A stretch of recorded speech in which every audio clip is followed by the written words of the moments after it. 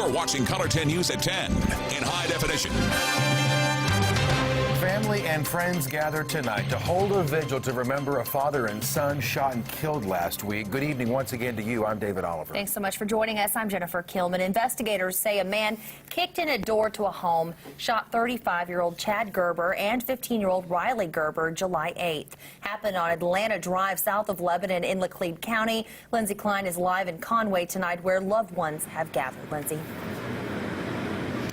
Jen and David, tonight was all about remembering Chad and Riley Gerber and all the lives they touched. It was a very emotional night as hundreds of candles were lit. There are still some burning in the distance here at Conway High School.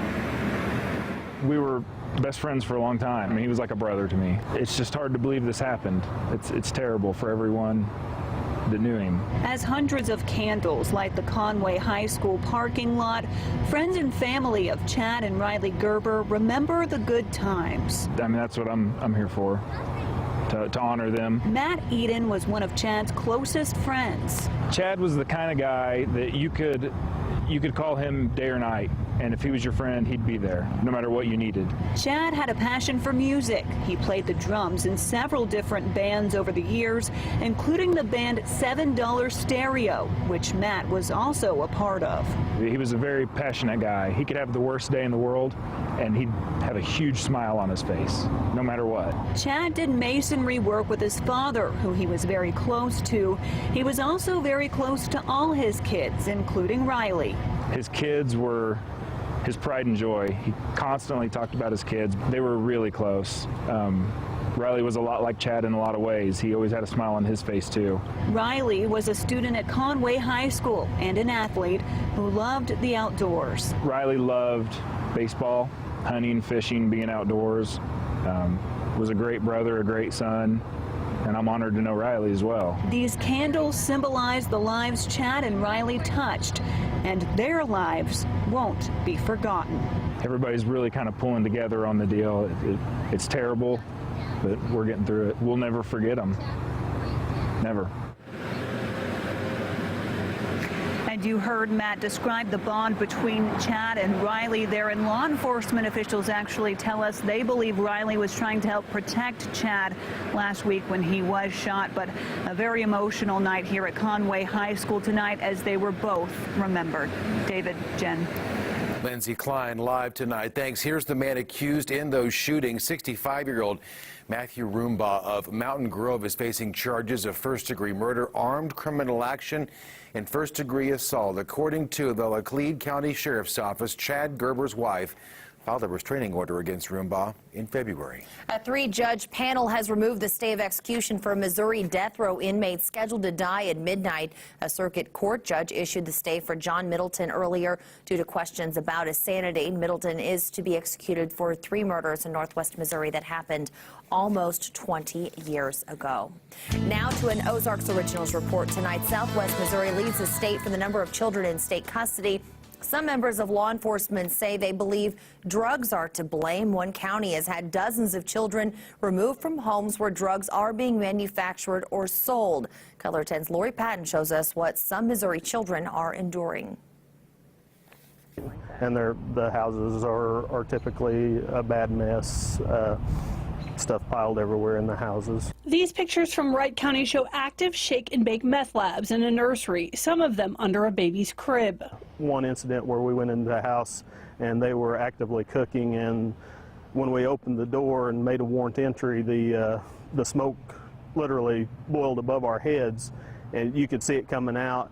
There were children living in that house, and it did make us all pretty sick. And law enforcement is confronted more frequently with removing children from the home. We're starting to see that quite a bit now. You know, this year alone, we've along with Mountain Grove Police Department, we've served a lot of search warrants, and we've removed quite a few kids out of the house. Based on the most recent statistics available, in the 30 counties that make up the Southwest Missouri region, there are 4,699 children in Children's Division custody. 1,700 of those are in foster care, and 1,800 are with relatives. The remainder are in adoptive or group homes. That is more children than any other region in the state. For not taking care of the children, you know, that you just feel so sorry for these little kids. Members of law enforcement believe it's the increased number of children being taken from homes with drugs. I can come off just the ones that I've been involved in. I'm thinking at least 25 kids that, you know, between my department and the Mountain Grove Police Department that we've removed out of these houses. And that is just this year. Adler says the children are often found in deplorable conditions. Right there, neglected, and look at the stuff that's left in these houses. Needles, you got chemical stuff in there. Well, as soon as we get on scene, if we find children in there, we're mandated reporters, and we have to make a hotline call, or we call the on-call caseworker. Chief Deputy Will Hite says right now he doesn't have a solution for the war on drugs. He only knows part of the result. People that are doing the crimes, you know, they call it they try to tell us it's a victimless crime, but when you have your children there, it's not. The children are always the victim in the situation, you know, because they're being their life's being uprooted. They're being placed sometimes with people that they don't know at all. And that was our Lori Patton reporting there. Children removed from homes with meth can suffer sores, burns, respiratory issues. Wright County Sheriff Glenn Adler tells us the focus of law enforcement and the Division of Family Services is to reunite the family. But Adler says much of that depends on the parents and whether they can beat their drug habits and clean up their homes. Making medical news here at 10 tonight. Next year, many college students are going to be required to get a vaccine for meningitis. Missouri Governor Jay Nixon recently signed into law Senate Bill 754. Requires students to get vaccines if they attend public colleges or universities and live on campus. Neisseria meningitis is a bacteria commonly found in college-age students. It can be transmitted through saliva or sneezing. Now, this law comes about after recent outbreaks at Princeton University and UC Santa Barbara. MSU incoming freshman Chandra Hollis has already been vaccinated. It's just a good preventative thing, I guess. And personally, I think it's a good thing, you know, just for everyone to get that. It's safer. Somebody that you live with is going to be the person that's most likely to spread it to you. So when you've got a situation where you're in a dorm, you've got a whole bunch of people all living together, then you're at much higher risk for contracting the illness because you're in such tight quarters with everybody. So you know, vaccines are not 100% effective, but those that do exist for meningitis protect individuals from most forms of that bacteria. Even before this law, many colleges and universities statewide have amped up awareness of meningitis, and many have recommended students get the vaccine. New at 10 tonight, more than a dozen people sport her new dues tonight. They shaved their heads in support of cancer patients. The American Cancer Society Shave to Save event took place at the Ramada Oasis Convention Center. 16 people set goals to raise $2,000 each through this fun and unique fundraiser. One participant shared her story with us.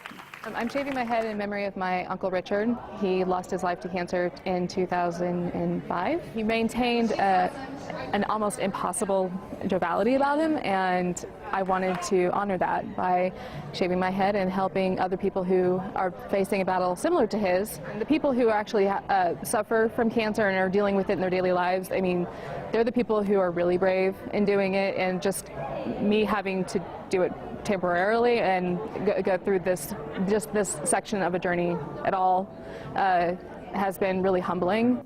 The funds raised at the event will provide free wigs to local cancer patients. Also new at 10 tonight, children got an up-close look at these unique vehicles around town.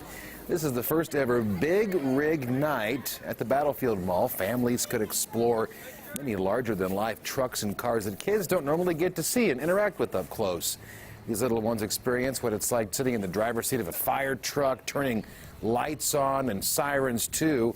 Community partnership with the Ozarks with the Springfield Public School System hosted the event. The whole idea behind this is just so that kids and their families can get out and do something fun and a little bit educational too. You know, they get to go up and they get to talk to the drivers of these trucks and talk to them a little bit about what their job is and learn more about the trucks. And so we think it's a great opportunity for everyone just to have a good night and have some good fun here in Springfield. That event was free for families to attend tonight. With the great weather we had, it's not hard to believe that more than 1,600 people showed up out there tonight. Oh, yeah, gorgeous night. Jamie Warner has your Ozarks first forecast. Another gorgeous day tomorrow, right, Jamie? Absolutely. You know, and sometimes these events, it's all about timing. You got to have that great weather, and they certainly had it today. Any events tomorrow, great weather. We do have some changes, though, by Thursday, but we'll get to that later on in the full forecast. Let's take a look outside right now, and when we find is that it's quiet out there, skies are generally clear, and temperatures are cooling off very, very quickly. In fact, there are some spots that are already into the upper 50s, 59 in Salem at this hour, 59 down in Branson. Lockwood reporting a temperature of 59 degrees. Here in Springfield, it's currently 65. Our temperature is going to continue to drop as well. We're going into the 50s. In fact, expect 50s area-wide. There could be even a few spots to get down around 50 for a morning low for the middle of July, July the 16th.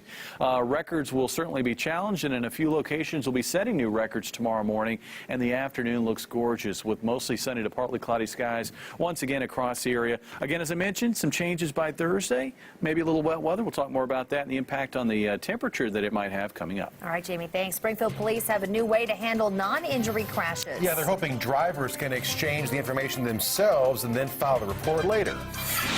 That would have saved us about 2,600 officer hours that we can go use actually for proactive traffic enforcement.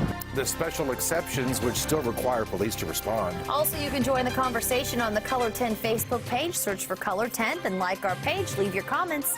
We'll be right back.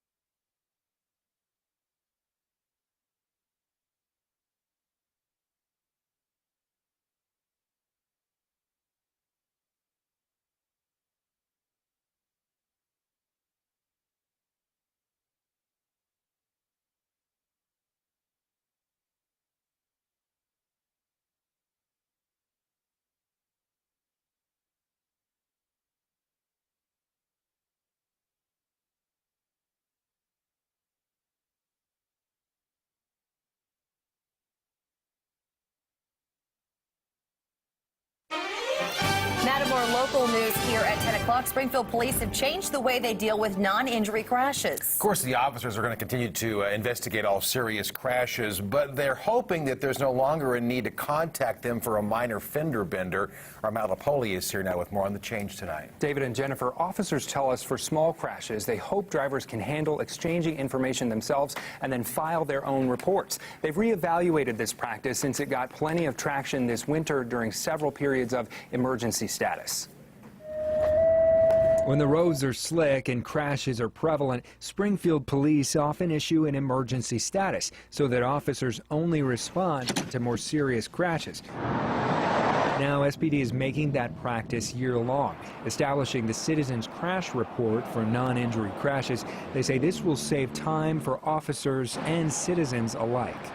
For non-injury crashes, a citizen can actually wait a period of time because officers are on other calls before the officer gets there. It takes us about an hour to work each crash. That would have saved us about 2,600 officer hours that we can go use actually for proactive traffic enforcement. The department defines a minor crash as one where no one is injured, neither vehicle needs towing, no other property is damaged, neither driver is impaired or flees, and both have insurance. So if we have a driver who, for some reason, is not getting insurance information from the other, we'll go to that. Insurance agents tell Color 10 the lack of a third party determining fault can create frustration in the claim filing process, saying a he said, she said crash could hit your wallet and possibly drive up your rate, which we also asked a local lawyer about. The recourse for someone in a minor accident, if they disagree with the payment or the settlement that the insurance company is offering for their property damage, really is to go to small claims court. That way they can do it themselves without having to pay an attorney. Now, this practice starts August 1st. Citizens' crash reports will be available at police headquarters, libraries, and on the police department's website. Matt Lipoli, thank you. Jamie Warner is back now with another check of our gorgeous forecast. Hi, Jennifer. Summer still looks like it's going to be on vacation for the rest of this week, in fact. So enjoy the pleasant temperatures while we have them, because I do have some heat and humidity in the forecast. It's all in your full forecast coming up.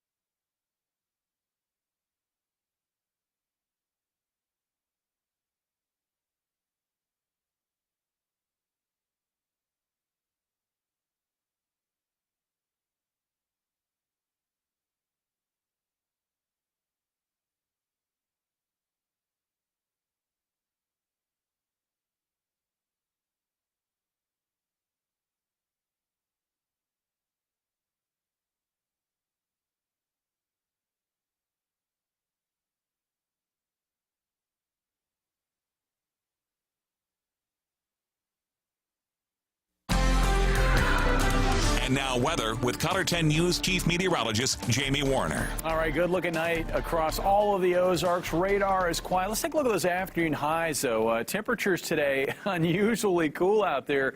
How about this? For the middle of July, we were able to keep those windows open all day long. Afternoon highs in the low 70s to the north, where skies were a bit thicker with cloud cover. We had those fair weather cumulus clouds that developed by late morning and got rather widespread, especially to the northeast of Springfield. But we had some of that cloud cover all the way down to Highway 60. 75 for the high here in Springfield, while areas down to the south where there was a bit more sun managed to make it into the upper 70s, 77 today in Harrison. Well, our trough, you can clearly see it. Look how quiet it is across much of the east. And then we've got this band of showers and thunderstorms extending down the east coast, the Gulf Coast, and then back into the Intermountain West. This basically marks where the trough is in this jet stream pattern that we have across the nation.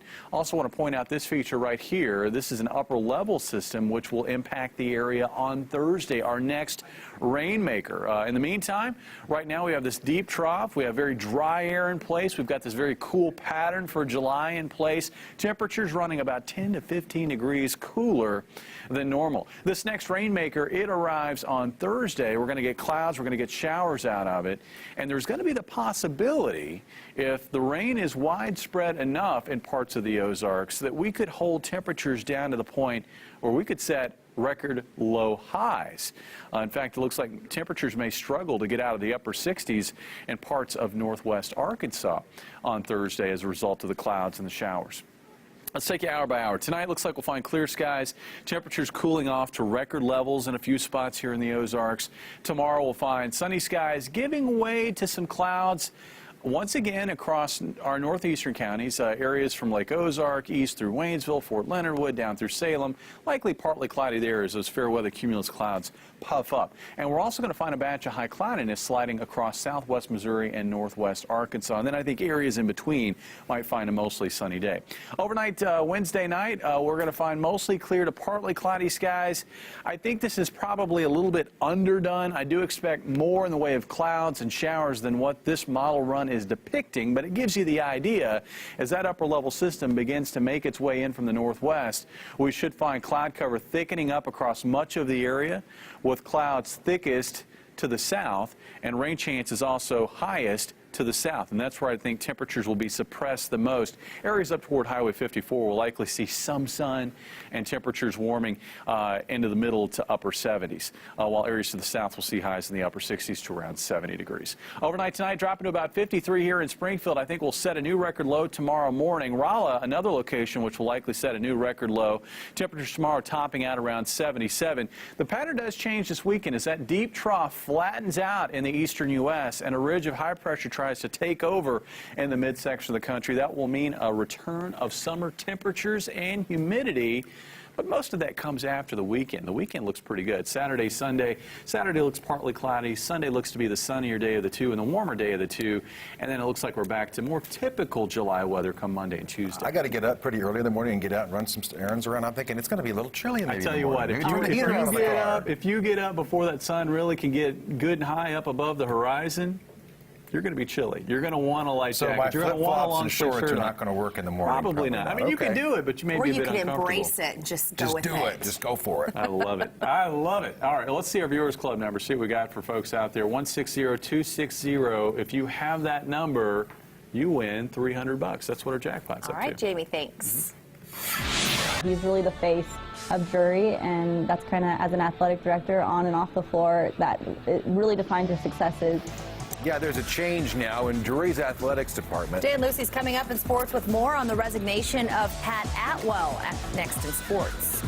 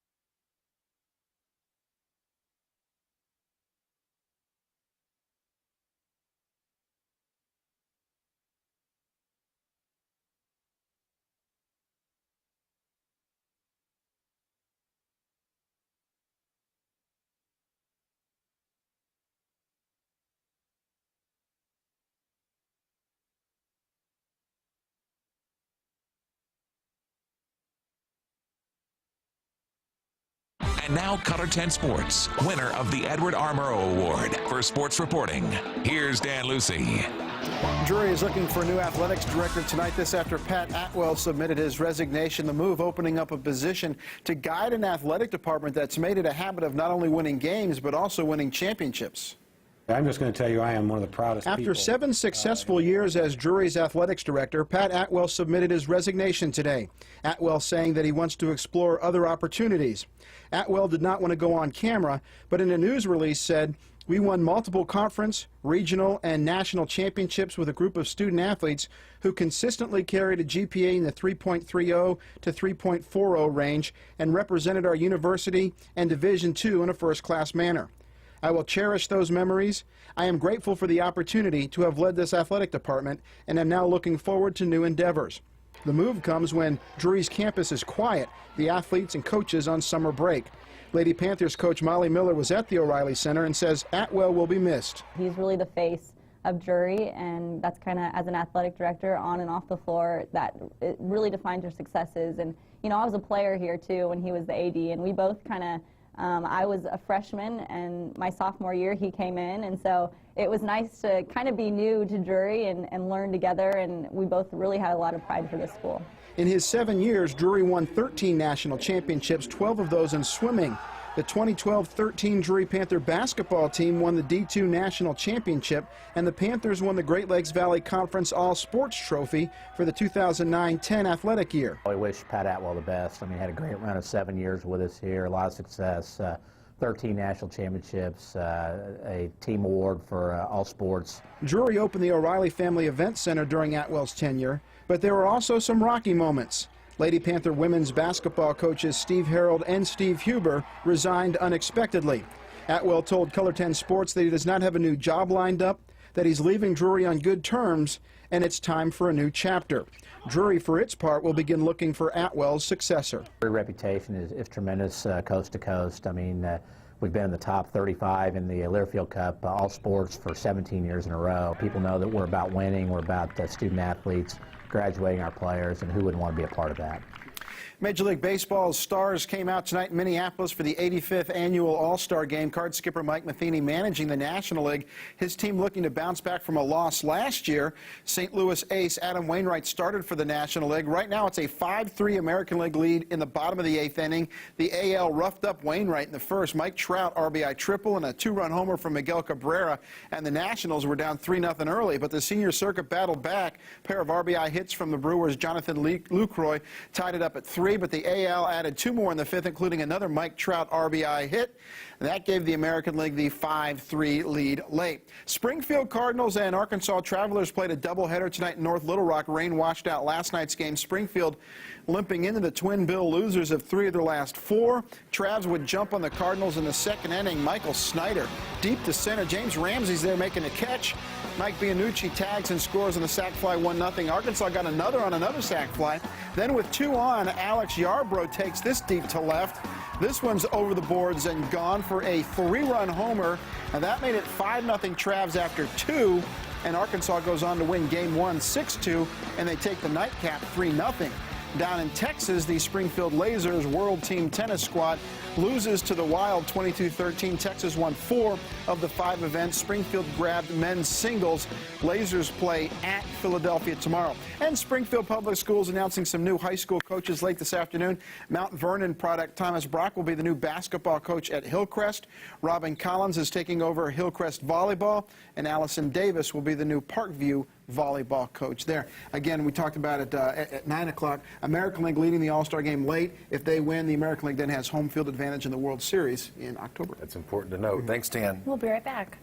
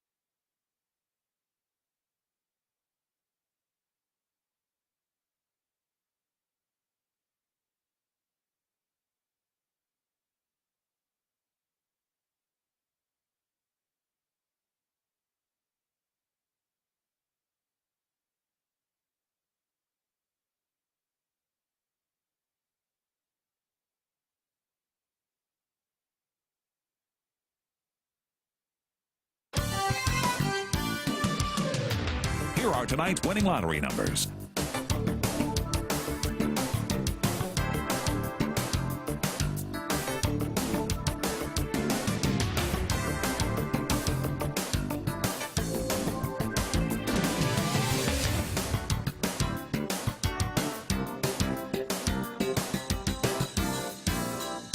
Color 10 News will continue in a moment.